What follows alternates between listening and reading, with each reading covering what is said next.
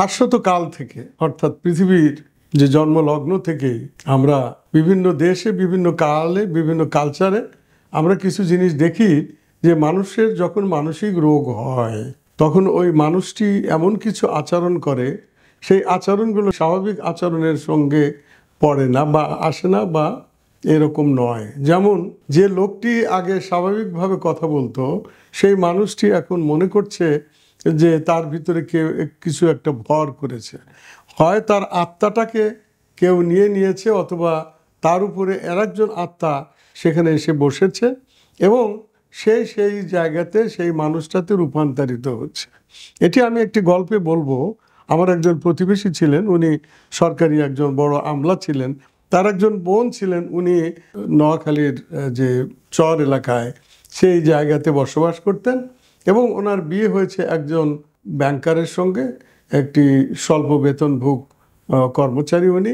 আর ওনার অন্যান্য যে ভাই বোনেরা তারা মোটামুটি আর্থিকভাবে অনেক সচ্ছল এবং তারা খুব ভালো অবস্থায় আছেন সামাজিক এবং অন্যান্য মান মর্যাদায়।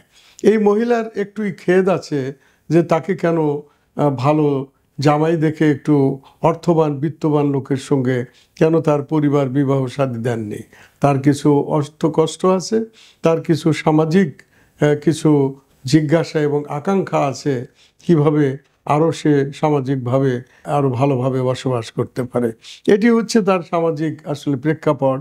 কিন্তু ওই মহিলার মাঝে মাঝেই তার উপরে জিনের আসর হয় এবং জিনের আসর যখন হয় তখন ওই মহিলাকে দেখা যায় যে একটি ঘরের কোনো জায়গাতে বা কোনো আসনে উনি বসে আছেন, হঠাৎ করে দরজায় কোনো একটি শব্দ কিংবা কিছু হয় এবং তাৎক্ষণিকভাবে তার কথাবার্তা এবং চালচলনে পরিবর্তন আসে এবং তার যে বড় ভাই তিনি একজন উচ্চপদস্থ সরকারি কর্মচারী, তখন তাকে তুমি বলে কথা বলে, অথচ এমনিতেই ওই ভাইয়ের সামনে সে মাথা উঁচু করে কখনো কথা বলেন না এবং তাকে খুবই ভক্তি শ্রদ্ধা করে এবং তার গলার যে স্বর বা সুর সেটি কিন্তু তখন একটি আমরা যেটাকে বলি যে কমান্ডিং ভয়েসের মধ্যে আসে এবং উনি বলে যে আজম তুমি বড় ভাই হয়েছ, তুমি জানো না আমি কে, আমার উপরে তো আমি তো আসলে এই জায়গায় থাকি, আমি কিন্তু ইচ্ছা করে আসিনি, এই যে আমি কিন্তু আমার অন্য রূপ, তুমি আমাকে শ্রদ্ধা করো না, আমাকে ভালোবাসো না, আমাদেরকে তুমি সুযোগ সুবিধা দাও না, আমার সন্তানদের নিয়ে আমি খুবই কষ্টে আছি, তোমাদের উচিত হচ্ছে আমাকে সঠিকভাবে মূল্যায়ন করা, তোমরা যতদিন না করবে ততদিন আমার এই কষ্ট যাবে না, আমি শুধু একা না, আমার সঙ্গে আরও দুজন আসে এবং তারা কিন্তু আমার সহযোগী, কাজেই তোমরা আমাকে একা মনে করো না। এইরকমভাবে সে তার বক্তব্য দিতে থাকে এবং অনেকক্ষণ ধরে এই কথাগুলো তার মনের ভিতরে যে আবেগ এবং আকাঙ্ক্ষা আছে এটি বলার পরে সে বিছানায় নেতিয়ে পড়ে। এই হচ্ছে গ্রাম বাংলার ভূতে ধরা বা জিনে ধরা কিংবা এই ধরনের একটি উপরি তাকে আছর করা, এই ধরনের আমরা সমস্যাগুলো প্রায়ই শুনে থাকি এবং এটির সাধারণত আগের দিনে যখন আমাদের দেশে যথেষ্ট পরিমাণ মানসিক স্বাস্থ্যের উন্নতি হয় নাই কিংবা মানসিক সেবা অনুপস্থিত ছিল, তখন সাধারণত ওঝা এবং যারা জিন ভূত তাড়ান অথবা কোনো ফকির দরবেশ যারা এই পেশায় নিয়োজিত আছেন, যাদেরকে আমরা বলি ইন্ডিজিনাস বা ট্রেডিশনাল হিলার, এনারা অনেক সময় পানি পড়া দিয়ে থাকেন, অনেক সময় ওনারা বিভিন্ন রকমের গাছের শাখা অথবা কোনো কিছু দিয়ে তারা তাকে ঝাড়েন এবং এই ঝাড়ার সময় তারা কতগুলো পদ্ধতি ব্যবহার করেন এবং তাদের কতগুলো প্যারাফেরালি নিয়ম বা কোনো কিছু চাহিদা থাকে, যেমন কালো খাসি লাগবে 2টা, তারপরে 2 মণ আতপ চাল লাগবে, তারপরে 2, 3, 4 বা 5 কেজি ঘি লাগবে ইত্যাদি ইত্যাদি তাদের কিছু চাহিদা থাকে এবং এগুলো পাওয়ার পরে ওনারা একটি অমাবস্যার রজনী কিংবা চাঁদনি রজনীতে একটি বৈঠক বসান এবং সেখানে তারা অনেক সময় কড়ি চালান দেন এবং এই কড়ি চালান যাকে দিয়ে দেওয়ান উনি একজন তুলা রাশির ব্যক্তি হতে হবে। এই তুলা রাশির ব্যক্তি আমরা পরে অ্যানালাইসিস করে দেখেছি দ্যাট পারসন ইজ হাইলি সাজেস্টেবল। ওই ব্যক্তিটি তার কোনো নিজস্ব কোনো কড়া ওরকম কঠিন ব্যক্তিত্বের অধিকারী উনি না, মোটামুটি খুব একজন ভালো মানুষ বলে আমরা যে মানুষগুলোকে জানি সেটি মেয়েও হতে পারে, ছেলেও হতে পারে। কড়িটি তার হাতে থাকে এবং সেই কড়ি সে ধরে থাকে এবং কড়িটি আস্তে আস্তে আস্তে আস্তে তার দিক পরিবর্তন করতে থাকে এবং কোথায় যে তার এই জিন ভূত বা আছরের জিনিসটা তার উপরে ভর করলো সেই জায়গাগুলোকে নির্দেশ করেন। এবং এটি কয়জন কারা কবে কবে আসেন, কেন আসছেন, কেন এই ব্যক্তি বা এই মহিলার উপরেই তারা ভর করলেন, এটির একটি পুরাপুরি একটি ডেসক্রিপশন আমরা তাদের কাছ থেকে পেয়ে থাকি। এটি হচ্ছে তাদের ডায়াগনস্টিক বা মেন্টাল স্টেট এক্সামিনেশনের একটি প্রক্রিয়া। তারপরে হচ্ছে কবিরাজ সাহেব তার উপরে চিকিৎসা পদ্ধতি চালান। কিছুদিন আগে একজন মেয়ে, তার বয়স 15-16 এবং সে ক্লাস 9ম শ্রেণীতে পড়েন।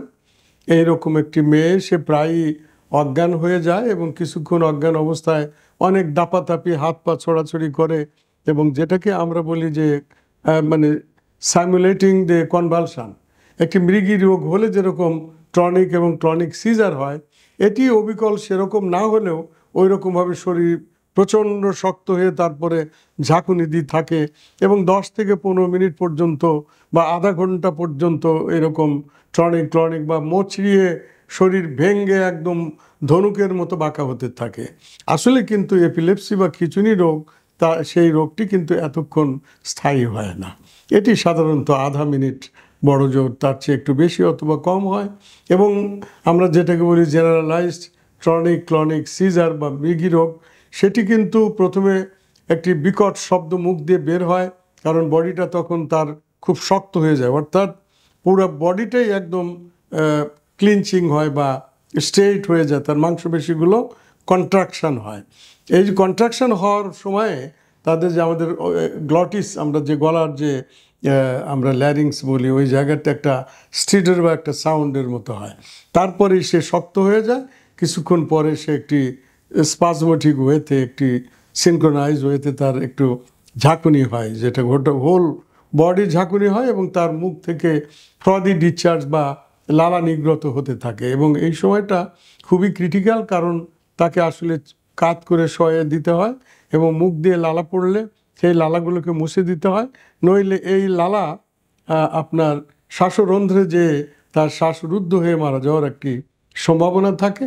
এবং অনেক সময় এই সমস্ত রুগীরা যদি পানির ভিতরে থাকে তাহলে পানিতে পুড়ে শ্বাসরুদ্ধ হয়ে মারা যায়। যদি কোনো ওপেন আগুনের পাশে, চুলার পাশে থাকে, অনেক সময় সেখানে পড়েও সে বার্ন হতে পারে। অথবা যদি গাছের উপরে তার এই রোগে আক্রান্ত হয়, গাছ থেকে পড়েও তার শরীরের সে আহত হতে পারে এবং হেড ইনজুরি হতে পারে। এরকম বিভিন্ন রকমভাবে এদের ক্ষতিগ্রস্ত হয়। কিন্তু আমরা যে পজেশন সিনড্রোমের কথা বলেছি, সেখানে যে কন্ট্রাকশন বা যে কনভালশন হয়, সেটি কিন্তু অনেকক্ষণ ধরে 15 মিনিট, 20 মিনিট, আধা ঘন্টা ধরে হয় এবং সেখানে তার কোনো জিহ্বা কাটে না, কিংবা তার কোনো পড়ে যে মাথা ফাটে না, কিংবা ইনজুরি হয় না।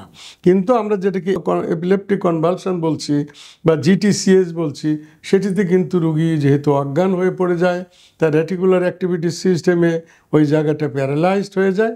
এই জন্য রুগী সম্বিত হারিয়ে পড়ে গেলে তার মাথা কাটতে পারে, জিহ্বা কাটতে পারে এবং অঙ্গ প্রত্যঙ্গের অনেক জায়গায় এটি ইনজুরি হতে পারে। তা আমরা কিভাবে এটিকে আলাদা আলাদা করব যে এটি প্রকৃতপক্ষে একটি এপিলেপটিক ফিট অথবা হিস্টেরিক্যাল কনভার্সন, এটি আমাদের জানার জন্য কতগুলো প্রক্রিয়া আছে, কিন্তু আমরা আজকে ওই বিষয়ে যাব না। আমরা শুধু বলবো যে এটি হচ্ছে আসলে ভূতে ধরলে তার যে কনসিকুয়েন্সগুলো, সেটি নিয়ে আমরা এখানে থাকছি। এবং এটি এমন একটি বিশ্বাস যে এই বিশ্বাসের উপর ভিত্তি করে আমাদের সমাজে অপচিকিৎসা জাল বিস্তার করছে। আমি যে মেয়েটির কথা বললাম, উনি চিকিৎসা করার জন্য একজন ভদ্র মহিলার কাছে গিয়েছেন, যিনি ওঝা বলে পরিচিত এবং এই বৃহত্তর ঢাকা শহরেরই একটি কেন্দ্র জায়গাতে, একটি কেন্দ্রস্থানে অবস্থান করেন। এবং এখানে অঘটন যেটা হয়েছে, যেটি আমি আজকে বলছি আপনাদের সচেতনতার জন্য, যে এই মেয়েটি ওই চিকিৎসায় যে একটি এমনভাবে অপচিকিৎসার শিকার হন যে তাকে সামাজিকভাবে অনেক খেসারত দিতে হয়েছে। অর্থাৎ ওই চিকিৎসা যিনি দিয়েছেন, উনি তো কালা খাসি, তারপরে চাউল, ঘি ইত্যাদি নিয়েছেনই এবং নগদ অর্থ গ্রহণ করেছেন। তদুপরি ওই যে বালিকা যে মেয়েটি, সে কিন্তু তার সামাজিক নিগ্রহ থেকে মুক্তি পায় নাই। এই মহিলার ঘরে তার একটি উপযুক্ত বয়স্ক সন্তান বা ছেলে আছে, তার সঙ্গে তাকেও এই চিকিৎসা পদ্ধতিতে তারা অংশগ্রহণ করিয়ে সেই ছেলের প্রতি এই মেয়ের একটি আসক্তি সৃষ্টি হয়েছে। পরবর্তীতে তার সঙ্গে এই ওঝা মহিলা বিবাহ দিয়েছেন এবং পরবর্তীতে সামাজিক যে সমস্যাগুলো হয়েছে, সেই মেয়েকে বারবার বাড়ি থেকে বের হয়ে ওই ছেলের সঙ্গে চলে যেতে দেখা গেছে এবং তার ফলে এটি কিন্তু আর চিকিৎসা স্বাস্থ্যের কোনো বিষয় থাকেনি, এটি একটি সামাজিক সমস্যায় পরিণত হয়েছে। কাজেই এই যে জিনে ধরা, ভূতে ধরা বা পজেশনের যে বিষয়গুলো, এটি কিন্তু শুধু একটি সীমারেখার মধ্যে সীমাবদ্ধ থাকে না। এটির যে অপচিকিৎসার যে ফলাফল, এটি কিন্তু আরও অনেক ব্যাপ্তি লাভ করে। ফলে এই রোগটি আসলে একটি ক্রনিক শুধু রোগ নয়, একটি সামাজিক অবস্থার ভিতরে যায়। তো আমরা আপনাদেরকে এটুকু জানানোর জন্য চাচ্ছি যে এই বিষয়গুলো কিন্তু সাইকিয়াট্রিস্ট এবং নিউরোলজি ডাক্তারদের এখতিয়ার। যদি এটা জেনারেলাইজড টনিক ক্রনিক সিজার হয় তাহলে নিউরোলজিস্ট এটি দেখবেন, কিন্তু যদি হিস্ট্রিক্যাল কনভার্সন বা ভূতে ধরা বা জিন ভূতের আসর বা উপরি বা কালো জাদু এরকম কিছু মনে করেন, তাহলে অবশ্যই মানসিক স্বাস্থ্য রোগের যে চিকিৎসক তাদের দ্বারস্থ হবেন। এবং এই বিষয়ের জন্য আমাদের কতগুলো জায়গা আছে বর্তমানে বাংলাদেশে। ঢাকায় আমাদের শ্যামলীতে জাতীয় মানসিক স্বাস্থ্য ইনস্টিটিউটে এই চিকিৎসা আছে। এছাড়াও আমাদের পাবনা মেন্টাল হসপিটাল সহ সারা বাংলাদেশের সকল মেডিকেল কলেজের সাইকিয়াট্রি ডিপার্টমেন্টে এই চিকিৎসা এবং চিকিৎসক আপনারা পাবেন এবং তাদের কাছ থেকে চিকিৎসা নিতে পারবেন। এবং সঠিকভাবে চিকিৎসা গ্রহণ করা অতীব জরুরি, কারণ এই রোগটা সাধারণত ইয়াং মেয়েদের মধ্যে এটি দেখা যায়, অর্থাৎ 9 থেকে শুরু করে 23-25 বছরের বয়সে মেয়েদের মধ্যে এটি দেখা যায়। এবং তাদের যে এই রোগের আসলে সাইকোপ্যাথোলজি হচ্ছে, তার একটি প্রাইমারি একটি কনফ্লিক্ট থাকে, অর্থাৎ একটি দ্বন্দ্ব থাকে মনের ভিতরে। সেই দ্বন্দ্বটা যে কোনো কিছু প্রাপ্তির জন্য, কিন্তু এই প্রাপ্তিটা লেখাপড়ার হতে পারে, মানুষের তার কোনো বাসায় কোনো অশান্তি হতে পারে, পারিবারিক পিতামাতার মধ্যে কোনো অশান্তি থেকে তার মনের ভিতরে কোনো কষ্ট থাকতে পারে, ভাই বোনের মধ্যে সম্পর্কের কোনো অবনতি হলে সেখানে হতে পারে, লেখাপড়ায় তার যদি কোনো সমস্যা হয় সেক্ষেত্রে হতে পারে, বন্ধু বান্ধবের সঙ্গে যদি তার কোনো টানাপড়নে থাকে সেক্ষেত্রেও এটি হতে পারে। অর্থাৎ এই ব্যক্তি বা এই মেয়ে বা এই ছেলেটি বা এই বয়সের মানুষ যেটি মনে মনে আকাঙ্ক্ষা করে, সেই আকাঙ্ক্ষার পথে যদি কোনো বাধা আসে, সেই বাধাটাকে আমরা বলি তার প্রাইমারি যে ইগো বা অহমের যে কষ্ট। এই অহমের কষ্ট থেকে পরিত্রাণ পাওয়ার জন্য তার যে মনের যে অ্যাক্টিভ যে আকাঙ্ক্ষা, সেটি তখন রিপ্রেসড হয়ে যায়। এটি কতগুলো সাইকোলজিক্যাল ডিফেন্স মেকানিজম, যেটি আপনাদের এই টার্মিনোলজি বা এই নামকরণ যদি আমরা ব্যবহার করি, এটা আপনাদের জন্য একটু শক্ত হতে পারে। এটি আমরা সাক্ষাতে অনেক সহজ করে আপনাদেরকে বোঝাতে পারবো এবং বলতে পারবো। এটি যদি সে সহজভাবে পরিহার না করতে পারে কিংবা এটিকে আপনার সংশোধন করতে না পারে, তাহলে তারা চিকিৎসককে সরাসরি বলতে পারে না। কারণ এটি এমন একটি বয়সের সমস্যা যা বাবা মাকে সহজে বলতে গেলে সে হয়তো বলবে যে লেখাপড়া সে ফাঁকি দিতে চাচ্ছে, ওই জন্য তার এই সমস্যা, অথবা তার কোনো বন্ধু অথবা বান্ধবী আছে, তাদের সঙ্গে মেলামেশা করতে পারছে না, এটি তার সমস্যা। তার কোনো একটি কিছু প্রাপ্তি আছে, সেটি সে পাচ্ছে না, তার জন্য সে ইচ্ছা করে এরকম করছে। এই যে হিউমিলিয়েশন হওয়ার যে ভয়, তার আমিত্বকে খর্ব করার বা তাকে কষ্ট পাওয়ার বা মর্যাদাহানি হওয়ার যে ভয়, এটির কারণে তার যে আমিত্বের অহমের যে উদ্বেগ বা অ্যাংজাইটি, এটি রিপ্রেসড হয়ে যায়। রিপ্রেসড হওয়ার পরে তার যে সিমটমটা ডেভেলপ করে, সেটি হচ্ছে ভূতে ধরার আসর, অথবা তার কোনো অঙ্গ প্রত্যঙ্গের দুর্বলতা, অথবা কনভালশন, অথবা প্যারালাইসিস। অনেক বাচ্চা আছে পরীক্ষার আগের দিন দেখা গেল যে সে চোখে আর কিছু দেখছে না। একটি বাচ্চা যদি চোখে কিছু না দেখে পরীক্ষার আগের দিন রাত্রে, তাহলে সে কিভাবে পরীক্ষা দিবে? ডান হাত সে তার নাড়াতে পারছে না, ডান হাত যদি তার কোনো কাজ না করে, তাহলে সে পরীক্ষার হলে পরীক্ষার খাতায় কি লিখবে? যদি সে কথা না বলতে পারে, তাহলে পরীক্ষার ক্ষেত্রে যে সে ভাইবা পরীক্ষা কেমনে দিবে? এই যে জিনিসগুলো, এগুলো কিন্তু দেখে আমাদের মনে হচ্ছে যে খুবই সহজে মিলানো যাবে, যে এটা তার কোনো নিউরোলজিক্যাল কোনো দুর্বলতার কারণে হচ্ছে। কিন্তু আমরা পরীক্ষা নিরীক্ষা করে দেখছি তার যে মোটর সিস্টেম, তার যে সেন্সরি সিস্টেম, যে নিউরোলজিক্যাল, এগুলো কিন্তু ইনট্যাক্ট আছে, ঠিক আছে। এবং আমরা পরীক্ষা নিরীক্ষা করে দেখছি যে তার ইইজি কিংবা তার এমআরআই কিংবা সিটি স্ক্যান কিংবা কতগুলো যে ডায়াগনস্টিক ল্যাবরেটরি যে ডায়াগনস্টিক টেস্ট, এগুলোও কিন্তু সব ঠিক আছে। তাহলে সমস্যাটা কোথায়? আসুন এই সমস্যার জন্য আমরা যে ডায়াগনোসিস এবং তার জন্য যে চিকিৎসা পদ্ধতি, এটি নিয়ে আলোচনা করব এবং যে জায়গাগুলোর কথা বললাম সেখানেও আপনারা সাহায্য পেতে পারেন।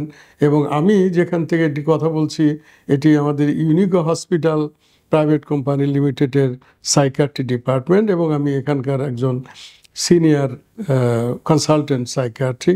এছাড়াও আমার আরও দুই এক জায়গাতে আমি বসি, যেমন মেডিনোভা মেডিকেল সার্ভিসের 414 নম্বর রুম, এবং আমাদের আরেকটি সেন্টার আছে যেটা হচ্ছে কেয়ার ব্রিজ, এটি রামপুরা 333/4 কেয়ার ব্রিজ, এটি রামপুরা, পূর্ব রামপুরা টিভি রোড।